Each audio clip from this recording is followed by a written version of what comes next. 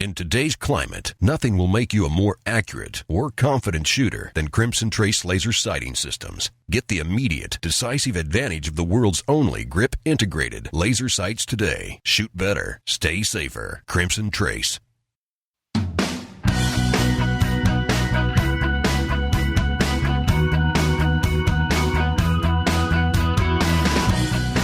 This is Tom Gresham's Gun Talk, broadcasting nationwide. Have a question? Want to make a comment? Call Tom now at 1-TOM-TALK-GUN. That's 866-825-5486. Or you can send us an email, tom@guntalk.com. Now, here's Tom Gresham. Oh, yeah. Rounding third and heading toward home. Having some fun here talking about guns. I'm Tom Gresham. Yeah, we've been out doing the first-person defender show, shooting the first week of it this past week. In another week, we'll shoot the second week. We have to do a number of episodes of that. It gives us a chance to work with a lot of different people. And we put them into these self-defense situations and find out what they're going to do. We give them a little bit of training. Not much, just a little bit of training. Well, joining me to talk about firearms training and self-defense and what really happens out there and how you can train for it is my good friend Tiger McKee from Shootrite Academy in Alabama. Tiger, how are you? I'm doing good, sir. How are you? I am very well. It's good to talk with you. I was talking a minute ago about these people that we put into these first-person offender shows, and and they're decked up. It's ammunitions. They got the gear on, and they know that something's coming. And then when it happens, about half of them or more lock up, freeze up, don't know what to do, and people who are otherwise pretty decent shots are simply not able to shoot. We had one guy who, when we got him to the range, he was actually a pretty decent shot, but in the scenario, he fired 9 rounds and didn't hit anybody. You teach a lot of people firearms training. You have to have seen this kind of thing where people think that they're ready, but when they get to your class, they learn a lot. Yes, sir. There's a lot more to solving these kind of problems than most people realize. And a lot of what we have to do goes against what our natural instincts are. So as opposed to freezing, which we naturally want to do when there's a trouble, like moving immediately is usually a good idea. But it takes a lot of training, and then practice is mandatory to learn to reprogram your natural instincts. Interesting you say that, because you have to have done it a number of times so that when something happens, your first reaction is to start moving. And I know it's one of the things you teach is don't draw and then move. Get to moving, and you should be able to make a draw and get your firearm out, assuming that's called for, while you are moving, right? Yes, sir. And one of the key things about moving is that it puts the threat or threats, because we know there's a high chance there'll be more than one threat, it throws them into a reactive mode. It would be Colonel Boyd's OODA loop, observe, orient, decide, act. By moving, you're forcing them to go back to the beginning of that loop, and then that buys you time to assess and make better decisions and, if necessary, get to your pistol. And in these situations, time comes in split seconds. We're not talking about seconds here. But one of the things, and I guess I wanted to ask you, Tiger, people come to you and they probably, I know you teach the concealed carry class, but they come to you and they have their concealed carry permit, but they've done nothing else. But the good news is at least they come to you. What do you see as the most common weaknesses that people bring when they come in, having had their carry permit but no other training? Well, it's pretty much just the fundamentals. So you're talking about marksmanship, moving, also communication, which a bunch of people don't think about because you need to probably issue verbal commands to the threat or communicate with your friends or family. The use of cover, all of these would be fundamental things, but there's a lot more to it than most people realize. So the deal is you have to know what you're doing, then actually learn how to do it so that you can do everything efficiently, and then we also have to be thinking about safety. So it's basically learning the fundamentals, but then being able to apply those fundamentals under a variety of different conditions. A lot of it has to do with stress. I've been out at your place where we're shooting at night and we've got flares out and lights out and essentially trying to disorient or distract, maybe it might be a better way to put it, because that's what's going to happen in real life, isn't it? Yes, sir. There's going to be all kind of mayhem going on, and you don't know exactly what's happening. So what we're trying to do is acclimate people to stressful situations so that then if something does happen, it's not completely new. They have a framework, a reference to go back to. And we're talking about, again, problem solving at high speed. So if I have the techniques I need, then I'm making the decision on what techniques do I need to apply. Interesting you talk about decision-making at high speed. In the middle of an attack is a bad time to come up with a plan. If you don't have a plan, that's when you're probably going to lock up. But if you've been to it, you've been through it, and you have a plan, you probably are actually going to do what you've trained to do. Yeah, you're going to fall back on your training as long as there is practice backing that training up. And that's one thing that people need to really be aware of is training would be the introduction of techniques. Practice then is mandatory in order to actually learn those techniques so that your mind can say move, draw, and then the feet, legs, hands, and arms know how to do everything without you consciously needing to think about it. You have become a real proponent of training with blue gun or an inert gun. And a lot of the stuff we talk about. I mean, you get the training at the range and you shoot, you work with a good instructor like you, but a lot of this practice can be done with an inert gun at home. Yeah, that's one of the best investments that you can make is the blue or red dummy guns that are replicas of your pistol. And then that allows you to practice this stuff without needing or having to go to the range. 10 or 15 minutes a day working on some techniques and stuff will greatly improve your skills, and it's also extremely affordable. But that allows you to get in the repetitions necessary because very few people that I know have the time or ammo to go to and spend all day at the range. Well, what we're talking about here is that if you were in your home, for instance, just an example, you get a Smith & Wesson blue gun or red gun. It actually fits your holster. It's the identical gun to your gun. You practice with this inert gun. You draw, and then you move. You're backing your way out. You're moving around furniture. While you've got the gun on whatever it is, the light switch or whatever, and you practice issuing commands to your family. Get back, get back, get back behind me. Get out, get out. Or you're issuing commands to the bad guy. Drop the weapon, drop the weapon. And Tiger, you actually have to practice saying this stuff out loud. You can't just think it, right? Yes, sir. Under stress, we tend to get lockjaw. So communication is just as big a fundamental skill as being able to shoot accurately. And like all the rest of our skills, if we don't practice the communication, then it's not going to be there when we need it.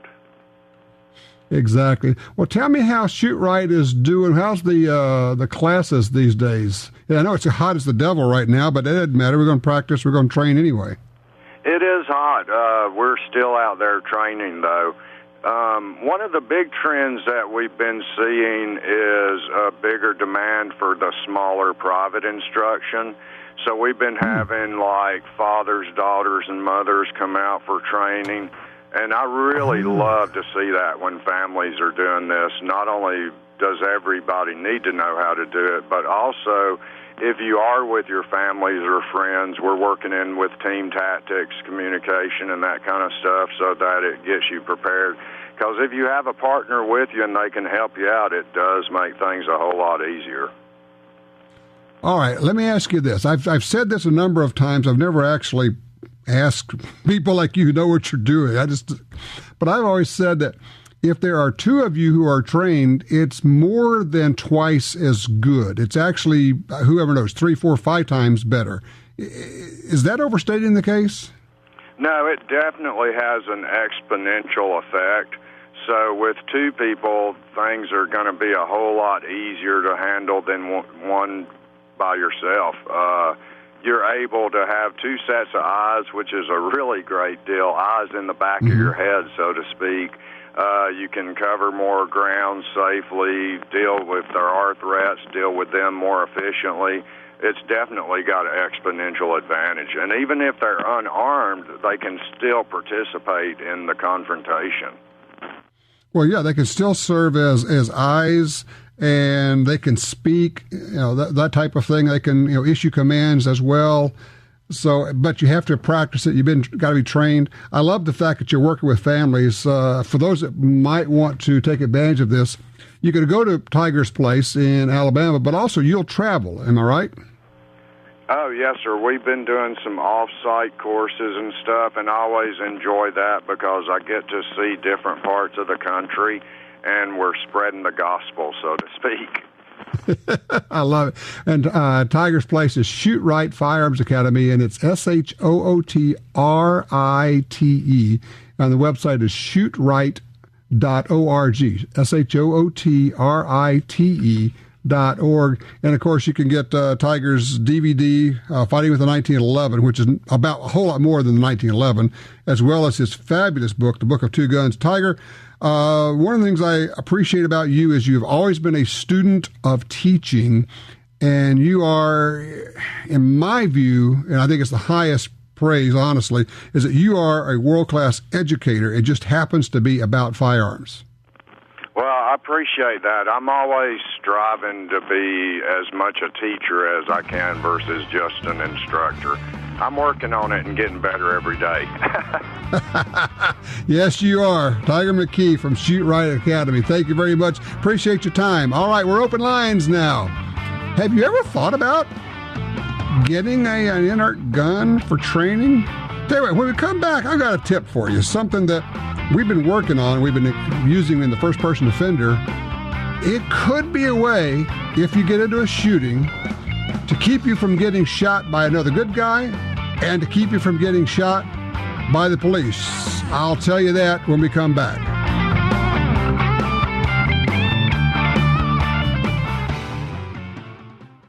Who will you trust with your guns and valuables?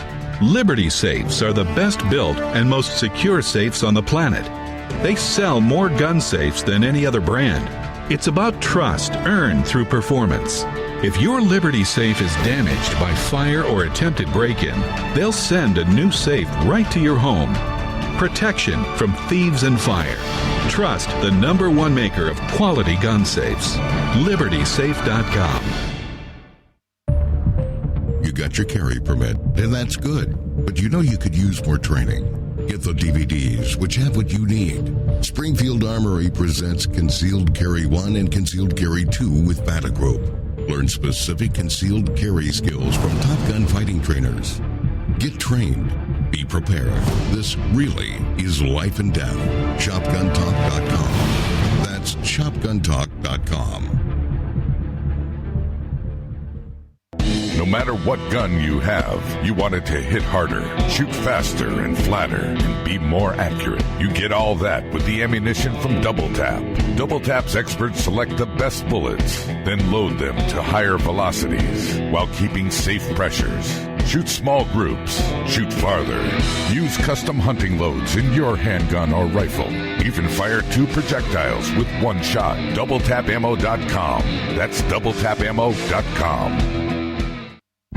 Hi, I'm Tom Gresham. For more than 40 years, I've been watching an environmental disaster in my backyard, and it actually impacts all sportsmen in America. I'm talking about the massive loss of land on the Louisiana coastline. The U.S. Geological Survey said the swamps and marshes of coastal Louisiana are among the nation's most fragile and valuable wetlands. That land is disappearing. The Mississippi River Delta hosts as many as 10 million ducks and geese every winter. These are birds which migrate northward through the states, all the way to Canada. The wetlands of the Delta support some of America's best fresh and saltwater fishing. And here's the deal. The wetlands of the Mississippi River Delta are disappearing at a rate of 1 football field every hour. 1 football field every hour.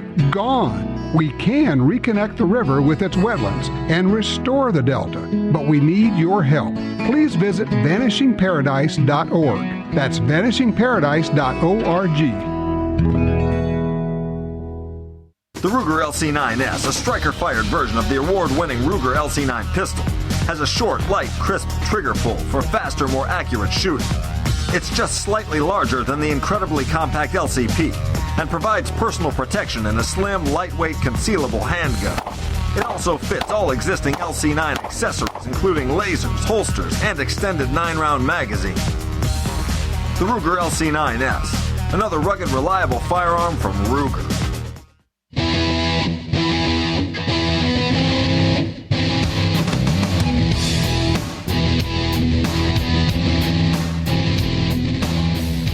Very, very interesting. This is in Wired.com. Wired is, of course, a magazine about technology primarily.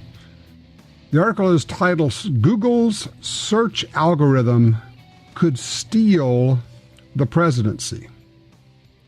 Do you remember, it was at least 2 years ago, when I predicted roughly the same thing, and I said, here's the deal.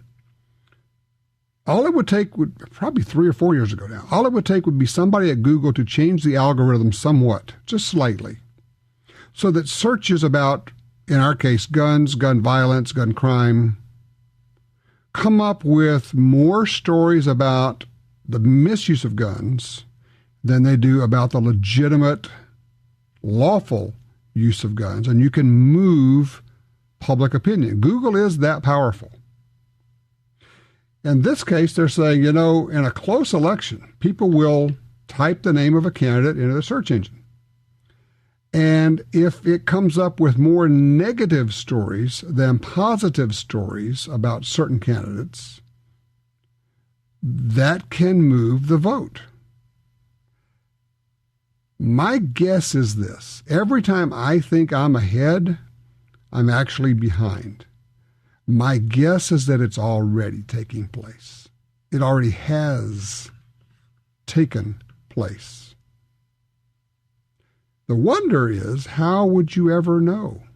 How would we ever find out if that is what happened? But all you have to do is move public opinion 1 point, 2 points, and you change a presidential election. Interesting. Well, maybe I was ahead of everybody on this one. Line 3, Bruce is with us out of Des Moines, Iowa. Hey, Bruce, you got a range report for us?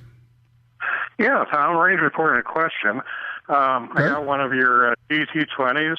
Beautiful gun, really love it. Took it out to the range. I only had time to shoot 100 rounds, but it was great. Started out with some Winchester white box, and I'm thinking, boy, this is really a mild ammunition. Then I put in some old reloads, and then finally a box of silver tips. And boy, those silver tips reminded me why I like the 10 millimeter. Why is that? Well, all of the power. I mean, just from the recoil side of it, tremendous amount of power for it. But in that GT20 with the steel frame, just incredibly controllable. The only problem was it was kicking the brass about 25 feet away from me. Everybody says the same thing. Says that brass just goes like a country mile out there. It does, but maybe it's just the power of the 10. Yeah, I think it is. It's a beautiful gun. I'm thinking for your next one, maybe you can do a Smith & Wesson 610.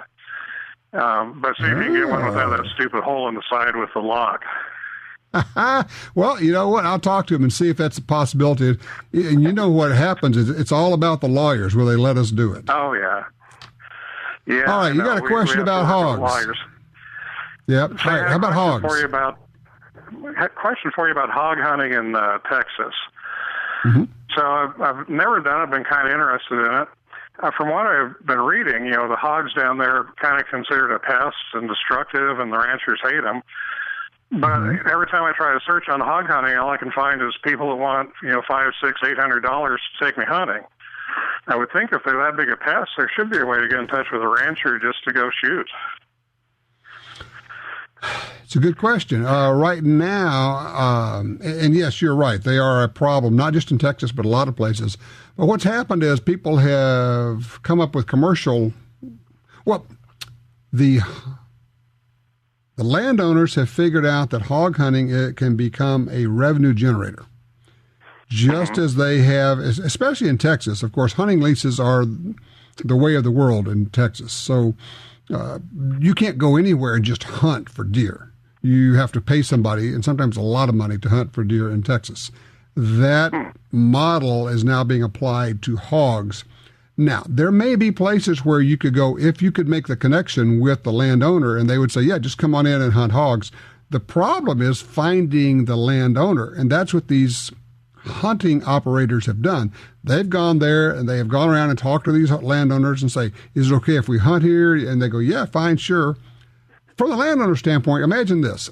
At least, even if the landowner's not making money, and they may be making money, but even if they're not, if they only have to deal with one hunting operator and they say, okay, I will trust you to not tear down my fences, to not let my cattle out, to not tear up the place, to not trash it, to not litter, then I don't have to deal with 100 different people coming in and asking, and I don't know who they are or what they're going to do on my land.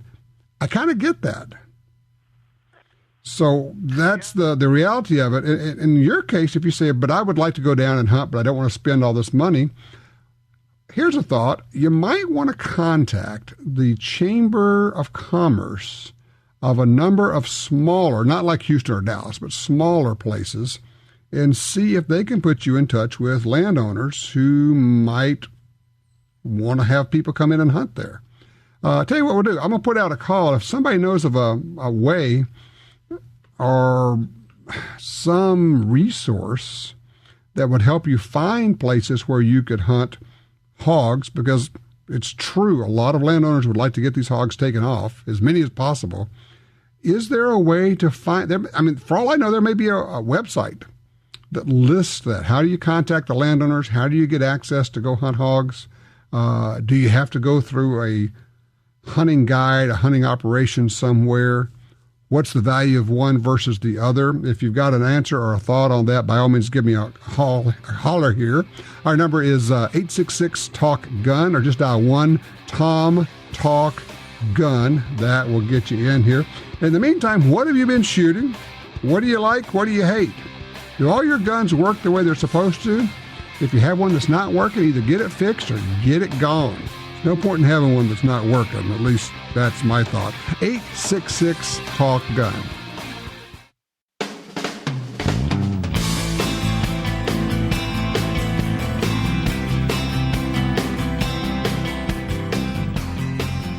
Take Gun Talk with you wherever you go.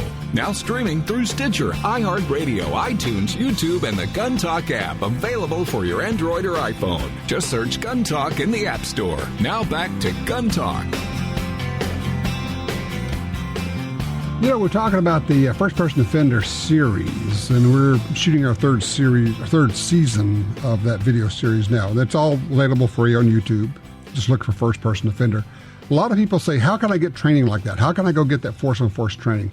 Well, there are a number of places around the country you can go and just look around. You can find it. I see that our friends at the VADA group are doing a course in late September on that. It is a 2-day class.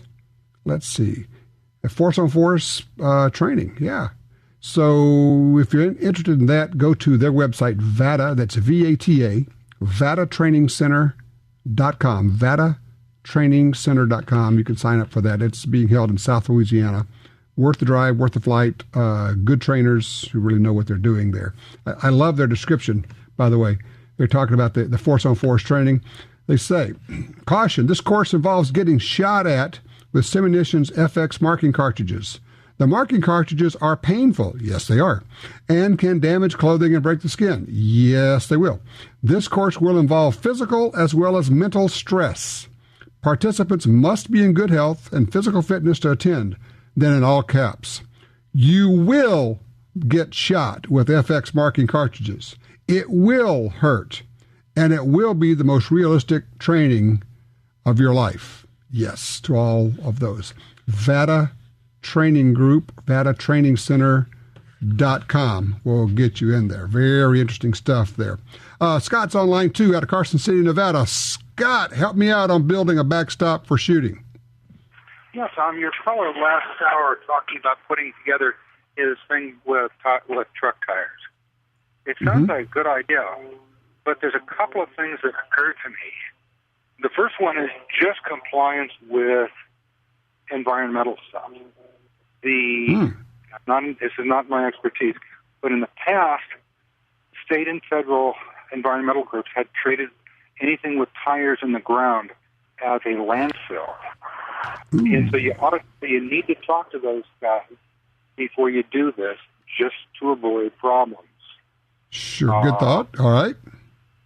The second one is your caller was talking about something that's actually probably going to be pretty high. So it's worth his talking to, probably to a civil or a geotechnical engineer for some thoughts on. I wouldn't ask him to design it. I just ask for his sketch up what it looks like, and then ask him for comments on it. Because this should be both each tire should be stepped back behind the one below it, and it also should be tilted back into the hillside, so it doesn't fall over on you. Because this is going to weigh a lot. Sure. Yeah. That's good information and good thought. Talk to an engineer for your build, especially if you're building a wall that's going to be 10 or 12 feet tall. You do not want that falling on you. It's an excellent point. Scott, thank you for that. I appreciate that. Line 4, Janet's with us out of Ashland, Oregon. Hello, Janet. You're on Gun Talk. Good afternoon. I was interested when I heard the man talking about wanting to hunt hogs in Texas because I have old neighbors living there, an elderly couple, that had a horrible time with hogs tearing up their pecan trees, their garden, all their land around their driveway last year, and they said they couldn't find anyone to hunt hogs, that there had been someone local, but he had moved on. So I was kind of wanting to know, because it'll probably happen again, if there's any way to get that gentleman's phone number, have him call in and leave it with you or something. All right, let me ask you this, Janet. You're talking about, are your friends, the ones with the hog problem, are they down in Texas? They live in Texas, in northeast Texas, out of Sulphur Springs. Okay. Do you happen to just have a rough idea how much land they have? Oh, they have scads. I know over the years they have cut down in their cattle operation, but they have pieces of land here and there. And, all right, let me ask you a question. One other question. Or anything like that. Right. Okay. We do have the phone number of Bruce, who called in from Iowa, wanting to know this.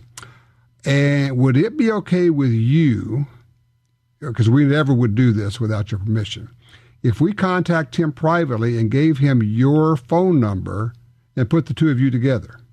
Sure, as long as you get my number privately also.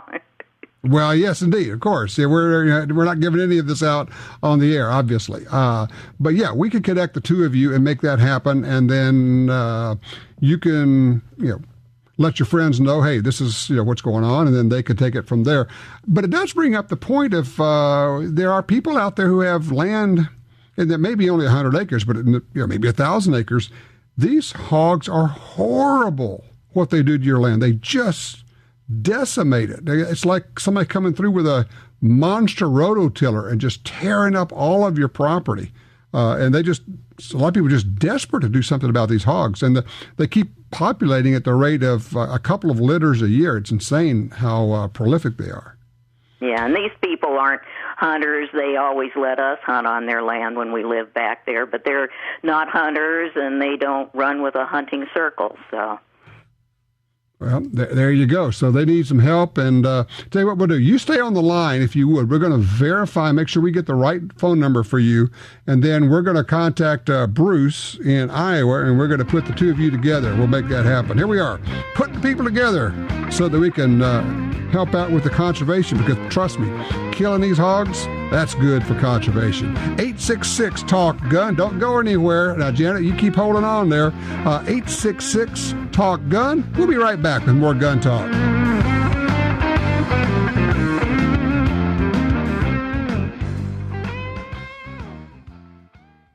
In today's climate, you always need to be ready. Nothing will make you a more accurate or confident shooter than Crimson Trace laser sighting systems. Get the immediate, decisive advantage of the world's only grip-integrated laser sights. Shoot better. Stay safer. Call 800-442-2406 or visit crimsontrace.com for a free copy of our new laser training video, The Laser's Edge. Put a pistol in your hand, and what's your first thought? How does it feel? Then, how can I make it perfect for me? That's why FNH USA is offering the FNS Compact, perfect for concealed carry. Ergonomic, ambidextrous, customizable. Part of the highly regarded FNS series of striker-fired polymer pistols. Find your perfect pistol. Learn more about the FNS and FNX lines at your dealer, or visit us at fnhusa.com. There's a rise in home invasions in America, and you need to be ready. Ready to protect yourself and your family. The bedside backup from Crossbreed Holsters keeps your gun at your bedside, ready to go. It also folds flat for easy storage and travel. Take it with you and use with any hotel bed. To see more, go to crossbreedholsters.com. That's crossbreedholsters.com. The bedside backup is not a child safety device. You're at a gun store and your phone tells you about hot deals. Want to know about special offers?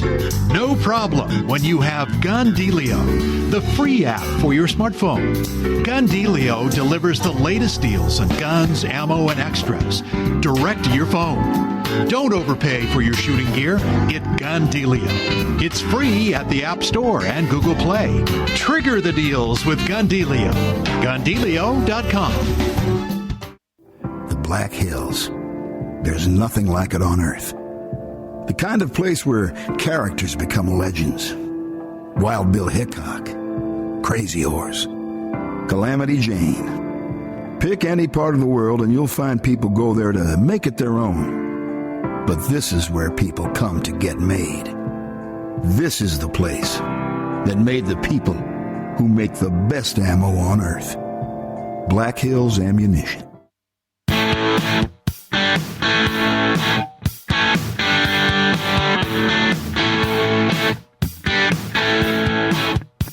All right, we were talking about building ranges. Got a question from somebody who said, what kind of berm should he build, backstop? And Michael sends me an email. He says, hey, anybody who's interested in building a range should check out the NRA's information on that. Website is range.nra.org. That's range.nra.org.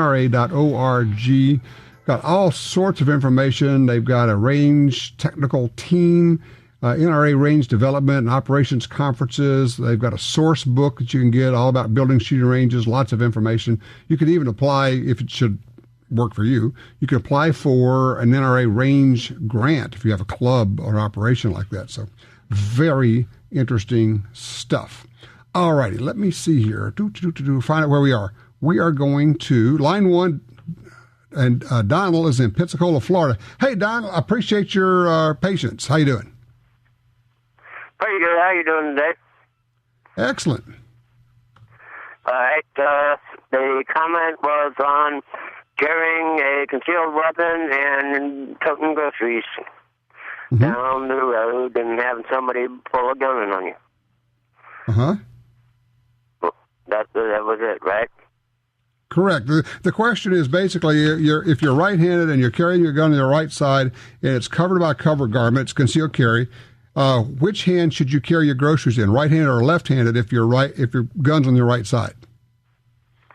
Well, the answer for me would be to throw the groceries in the guy's face, or girl, whatever armed person there was, and then draw my weapon and shoot.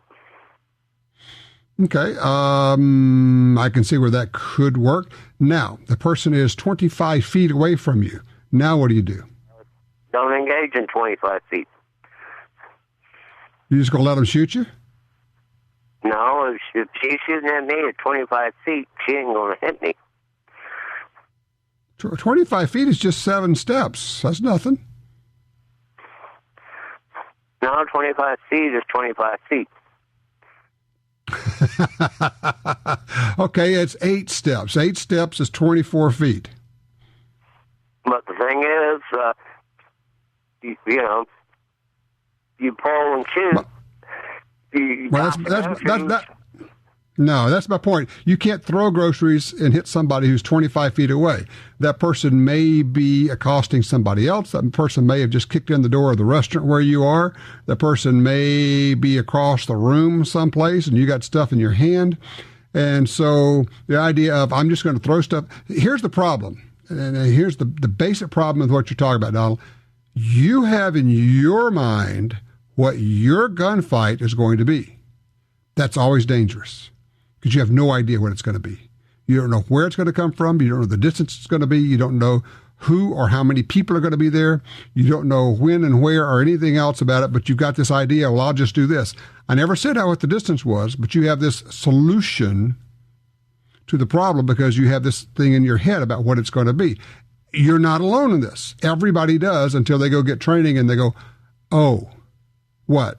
This could happen at 25 feet or 30 feet or 40 feet or 50 feet? Yeah, it can. And, he said, well, I'm just not going to engage if he's 50 feet away. Yeah, except that if he's shooting at you or if he's got somebody and he's dragging them off or I don't know what the situation is, but there could be a situation that requires or invites or suggests that you get involved. And it may be that the solution is closing the distance, but the question comes back to which hand do you carry your briefcase in, your grocery sack, your whatever. What I have learned this week when we're doing the First Person Offender series, learn something new, is I used to think, well, I'll carry it in my offhand. That way my right hand is available for drawing. Now I'm going to do it exactly the opposite. I'm going to carry the stuff in my gun hand. Well, why would you do that? Because I have to clear the garment. Now, if I'm wearing a vest where I could sweep the vest back with my right hand, yeah, then I'm going to carry left-handed. But if I got a shirt tail out where I need to clear that shirt by reaching over with my left hand and pulling it up so I can get access to the firearm, then I want my left hand free so that I could clear the garment, drop what I have in my right hand, and then draw the gun. All this stuff where you go, wow, never thought of that. I find myself saying that a lot. Wow, I never thought of that. Yeah, I know. That's why we work on this. Bill's in Casper, Wyoming on line 3. Bill, you're on Gun Talk. Hello. I've been a long-time shooter, but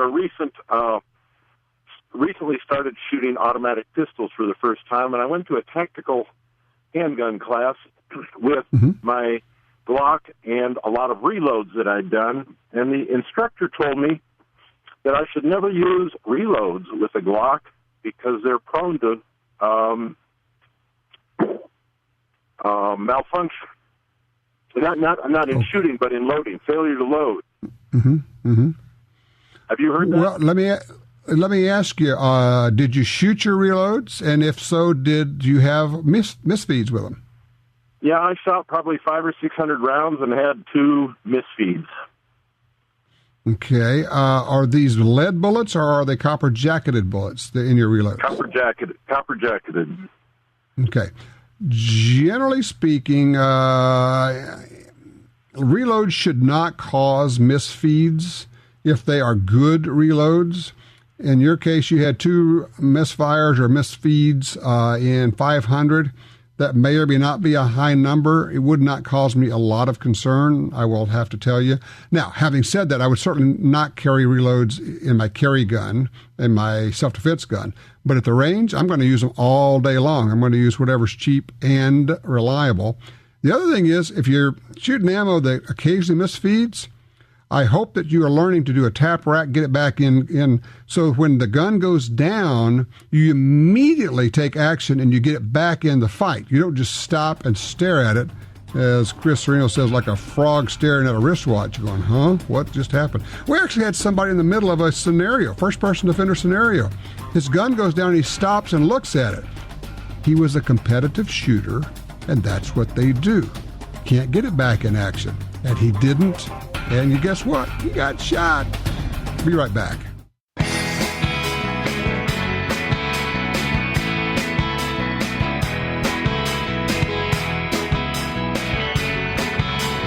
Even though today's radio show is winding down, if you're on hold, stay there. Tom will pick your call up during the Gun Talk After Show. It's an on-topic, off-topic free-for-all coming up right after today's broadcast. I know we are back with you here. 866-TALK-GUN. That'll get you in here. We have the after show coming up, so you can be a part of that. Somebody just asked me, said, well, where can I hear the after show streaming? You can't. That's the point. It's the after show. It is recorded, and we put it out as available as a podcast. You can get off Stitcher and some other places. But frankly, the easiest way is to just get the Gun Dealio smartphone app. I hope you have that because people are saving a lot of money with the app in terms of buying guns and getting special deals and being aware of the promotions that are out there. GunDealio.com. It's available for free for your smartphone, for your iPhone and your Android phone. GunDealio.com. Let's see here. Roger, line 4. He's out of Fort Smith, Arkansas. Hey, Roger. Hey, Tom. I was asking about where can I get a blue gun? The Blue Inert Guns. BlueGuns.com. That's the Rings is the name of the company. Rings Manufacturing. And I'm just looking. They have them for handguns, long guns, period weapons. They've got blue guns for I'm looking right here, a car with a Crimson Trace laser guard, all these different configurations, so they will fit in your holster that you already have for your gun. So if you have and they also, big thing here, Glocks are back. For a long time, Glock would not let them sell blue guns to people who were not law enforcement. It did not make any sense, but they wouldn't let them do that, and now evidently they can, so you can get a blue gun for your Glock. But yeah, BlueGuns.com is where you go for that. Okay. I was wanting to say, talking about the hog situation in Texas, we have a problem with it here in Arkansas too, and but people, it's a pest, and they're dangerous and all like that, but so are them